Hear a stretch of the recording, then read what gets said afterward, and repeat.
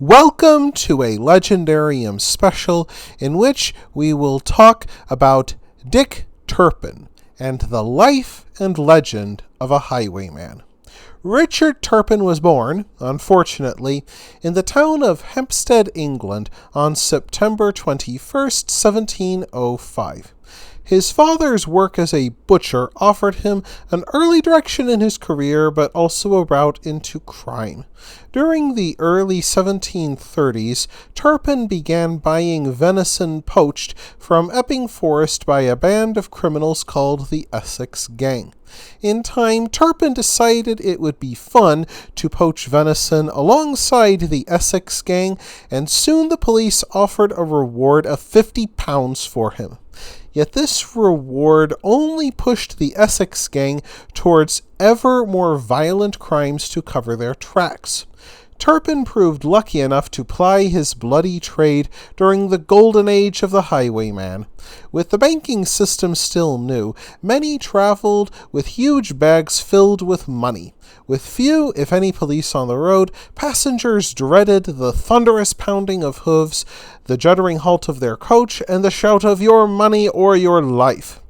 The Essex Gang used rank cruelty in carrying out their robberies.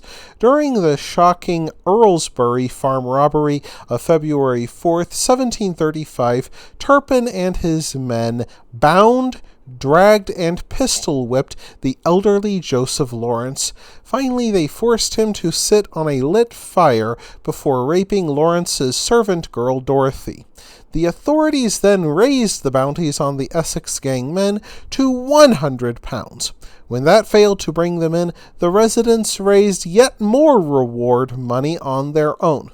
After October 1735, Turpin simply disappeared, probably because of the bounties on his head.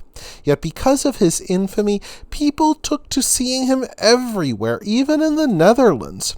By February 1737, he went back to robbing people at gunpoint, with two new henchmen named Matthew King and Stephen Potter.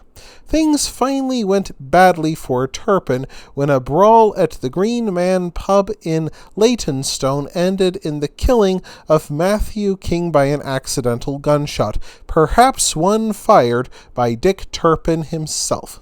He then fled to one of his hideouts, a cave in Epping Forest, where a gamekeeper's servant named Thomas Morris spotted him.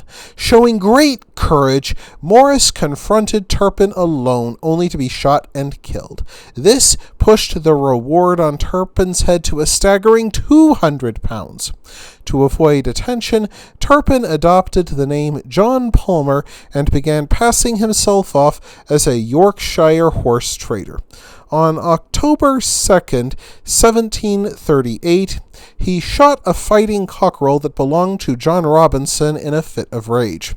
A furious Robinson confronted Turpin, who, being always reasonable and cool-headed, threatened to murder Robinson. It seems you could take the highwayman off the highway, but not the highway out of the highwayman. This brought him to the attention of the local justice of the peace, who placed him in the House of Correction at Beverley. While awaiting trial, Turpin wrote to his brother-in-law, Pomp Rivers, back home in Hampstead. He begged for a character reference at his trial, but the letter accidentally revealed him to be the infamous robber and murderer Dick Turpin.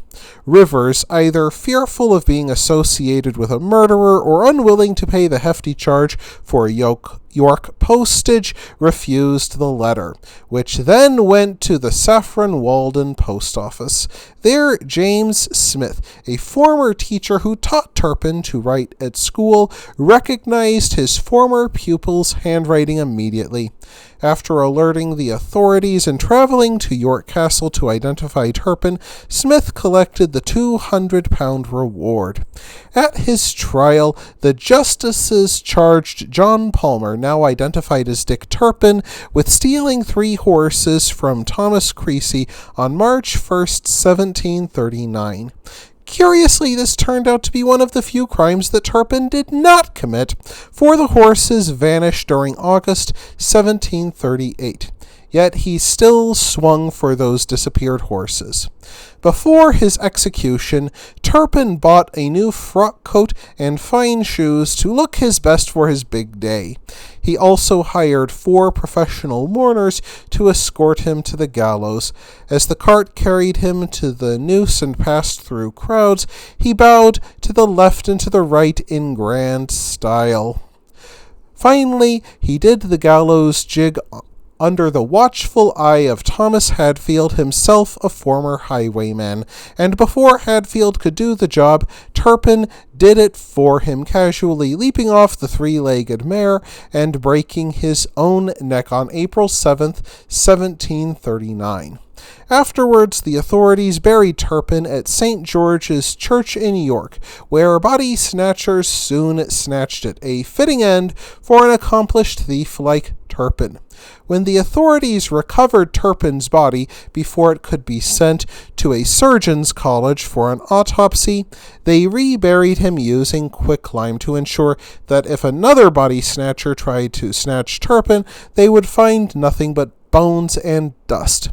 A remorseless and brutal criminal, Turpin enjoyed a strange afterlife. The public he terrorized in life became obsessed with Turpin after his death. This likely started with the courageous and showy way that Turpin met his end, which endeared him to many people who would otherwise cheer his death. And in generations to come, as people settled into urban life, they romanticized the old world of the countryside with its imagined freedom. Turpin became a heroic Robin Hood who robbed the rich and gave to the poor. Never mind that he robbed rich and poor alike to give to himself. These myths reached their peak in William Harrison Ainsworth's 1834 novel Rockwood, which turned Turpin into a hero who outwitted cruel and bumbling authorities. The most famous episode involved Turpin galloping north on his mare Black Bess for an incredible 50 miles in one night. The book read, "Away, away, he is wild with joy. A hamlet is visible in the moonlight. A moment's clatter upon the stones, and it's behind." And that is how Turpin the outlaw died, and Turpin the legend was born. That wraps things up for this episode of the Legendarium. I hope you enjoyed it. If you did, press like. If you want to see more, press subscribe. And if you've got anything to say, let me know in the comments section. Thanks again for joining me, and I hope that you have a great rest of the day.